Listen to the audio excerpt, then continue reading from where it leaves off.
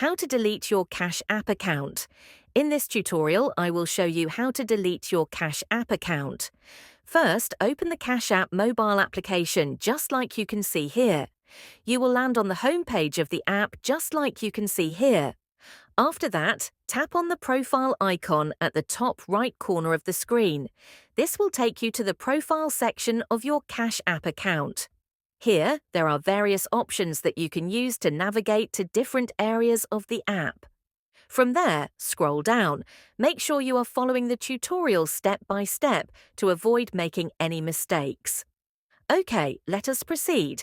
Come to the bottom of the screen just like you can see here. Once you are here, tap this option here named Support. The page will start loading. Kindly wait for it. This is the support section of Cash App. Here, there are various options that you can use to find solutions to issues you face on the app. From those options, make sure you tap this option here named Account and Settings. Here, you will find options that can help you manage and make changes to the settings of the app.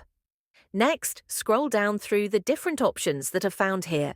Make sure you look for an option named Close Your Cash App Account.